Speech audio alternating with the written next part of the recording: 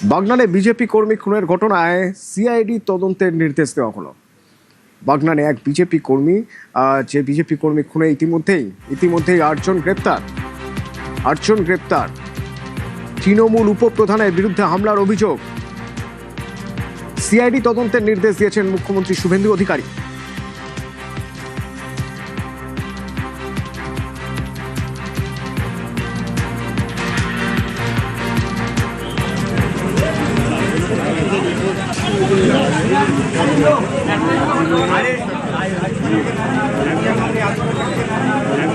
হাওড়া বাগনান এলাকাতে একজনকে খুন করে দেওয়া হয়।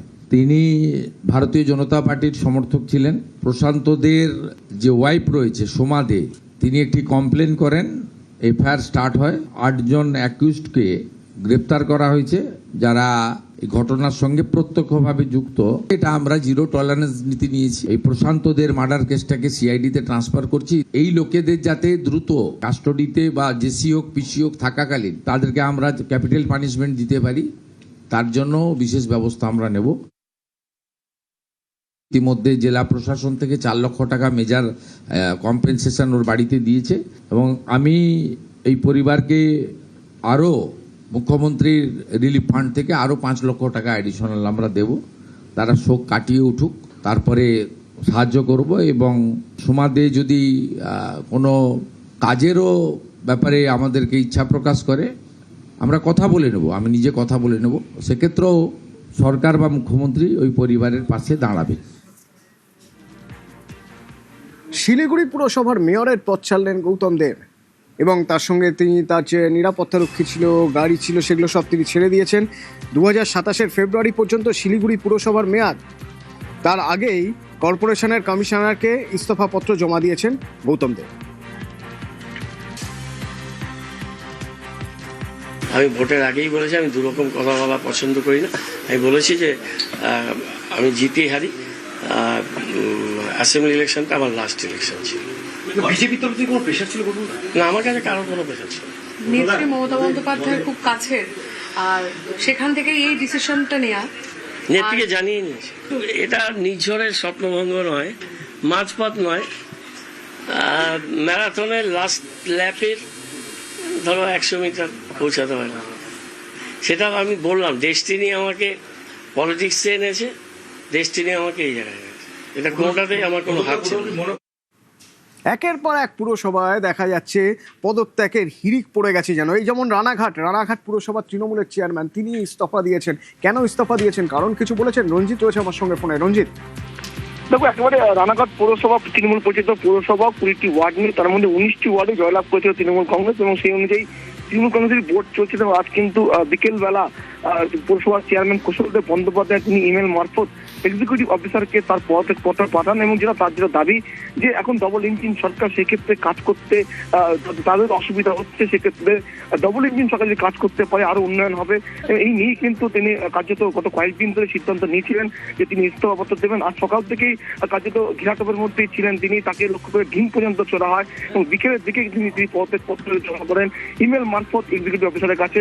তার যেটা বক্তব্য যে এর ফলে আগামী দিনে এলাকায় উন্নয়ন বাড়বে এবং তার জন্যই কিন্তু সেই সিদ্ধান্ত নিয়েছিলেন এবং স্থগিত নিয়ে বিকেলবেলায় কিন্তু ইস্তফাপত্র পাঠিয়ে দেন। ধন্যবাদ। আমি ইমেল করে রানাঘাট পৌরসভায় জানিয়ে দিয়েছি যে শারীরিকভাবে ব্যক্তিগত কারণে আমি পদত্যাগ করছি। কেন্দ্রের রাজ্যে ডবল ইঞ্জিন সরকার, সুতরাং তার ধারাবাহিকতা রেখে এখানেও যদি একই দল থাকে আগামী দিনে হয়তো উন্নয়নটা রানাঘাট মানুষের আরও বেশি করে পাবে, পরিষেবা বেশি করে পাবে। সুতরাং আমি অন্তরে থাকতে চাই না, কারণ আমার দলগতভাবেও এখন দলের অবস্থানই ঠিক নেই, দলই ঠিক নেই। আমি চাই যে রানাঘাটের আরও বেশি করে উন্নয়ন হোক। এদিকে আবার মুর্শিদাবাদ, এর আগে বহরমপুর, মুর্শিদাবাদ, এবার কান্দি পুরসভার চেয়ারম্যান তিনিও ইস্তফা দিয়েছেন। কোনো কারণ জানালেন কি তার ইস্তফার? বিধানসভা ভোটে ভরাডুবি কি একমাত্র কারণ? মহকুমা শাসককে পদত্যাগপত্র দিয়েছেন জয়দেব ঘটক। কি কারণ? আমার সঙ্গে প্রণব আছে। প্রণব, দেখো, গতকালকেই তোমার বহরমপুর এবং মুর্শিদাবাদের চেয়ারম্যানরা তারা কিন্তু পদত্যাগ করেছিলেন। আজকে কিন্তু আবার কান্দি পুরসভার চেয়ারম্যান জয়দীপ ঘটক সেও কিন্তু তোমার পদত্যাগ করেছে এবং সেখানে কিন্তু পদত্যাগ পত্রে সে জানিয়েছে যে ঠিক মতন ভাবে কাজ করা যাচ্ছিল না, তবে যেভাবে বিজেপি যে বিধানসভা ভোটে সংখ্যাগরিষ্ঠতা পেয়েছে এককভাবে, সেই কারণে কিন্তু তাদের আর তৃণমূলের থেকে যেহেতু তারা জয় করে তোমার এই কান্দিপুর তোমার পুরসভায় জিতেছিল, সেই কারণে কিন্তু তারা মনে করছে যে এই পদে থাকা উচিত নাই, সেই কারণে চেয়ারম্যানের পদ থেকে তারা কিন্তু ইস্তফা দিয়েছে। তবে কাউন্সিলর হিসাবে থাকবেন এবং তিনি জানিয়েছেন যে পরবর্তীকালে যারা আসুক তারা যাতে কান্দির উন্নয়ন যদি স্বাভাবিক থাকে সেটারও কিন্তু দাবি জানিয়েছেন। তবে এই নিয়ে বেশ কিছুদিন ধরেই তোমার জল্পনা চলছিল, তার মধ্যেই কিন্তু আজকে কান্দি পুরসভার চেয়ারম্যান তোমার জয়দীপ ঘটক সে কিন্তু ইস্তফা দিয়েছে, জানে কিন্তু যথেষ্টভাবেই রাজনৈতিকভাবে তোমার আজকে রিজাইন করেছি। মানুষের রায় আমাদের বাইরে গেছে, কাজের মধ্য দিয়ে মানুষকে বোঝাতে আমরা সক্ষম হইনি, তাই নৈতিকতার জায়গা থেকে মনে হয়েছে যে চেয়ার থেকে সরে আসা উচিত। আমরা কাউন্সিলর হিসেবে কেউ রিজাইন করিনি, চেয়ারম্যান হিসেবে রিজাইন করেছি। জলের লাইন দেওয়া হবে এই বলে নাকি মাথা পিছু ৬,০০০ টাকা করে তুলেছিলেন। পঞ্চায়েতের উপপ্রধানকে পঞ্চায়েত অফিস থেকে বার করে বেধড়ক মারধর করা হলো। হাওড়ার ঘটনা, তৃণমূলের উপপ্রধান তাকে পঞ্চায়েত অফিস থেকে বের করে মারধর করা হয়। মাথা পিছু ৬,০০০ টাকা করে নেওয়া হয়েছে জলের লাইন দেওয়ার নাম করে।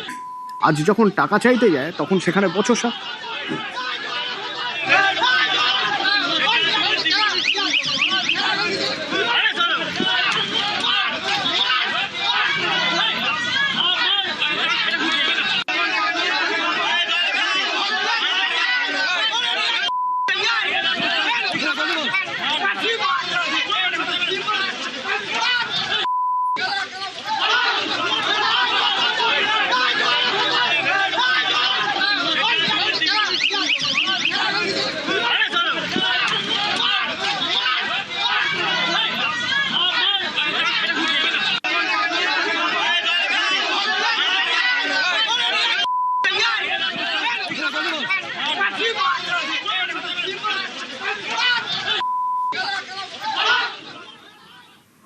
ওদিকে আবার উত্তর ২৪ পরগনার বাদুড়িয়ার শায়েস্তানগর ২ নম্বর গ্রাম পঞ্চায়েতের বাড়িতে ভাঙচুর রীতিমতো। কেন না তার বিরুদ্ধে দুর্নীতির অভিযোগ যেমন আছে, ঠিক তেমনই খুনের হুমকি, ভোটে বাধা দেওয়ার অভিযোগ। শায়েস্তানগর ২ পঞ্চায়েত প্রধানের বাড়িতে ভাঙচুর চালালো এলাকার মানুষ। দেখুন, শায়েস্তানগর ২ নম্বর পঞ্চায়েতের প্রকাশ সর্দারের বাড়ি চুরি করার জন্য মানে মানুষের দুর্নীতি করেছে, মানুষের সঙ্গে এত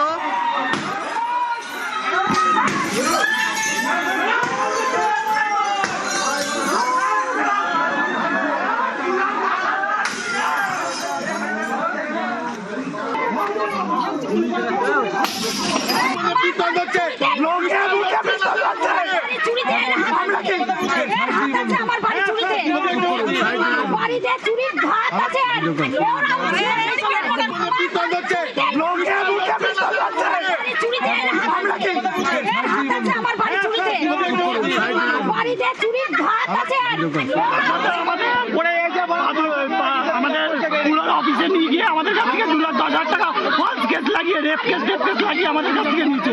আমরা তাও আন্ডারে ছিলাম, এখন আমাদের 18 বছর হয়েছে, আমরা আবার তুলব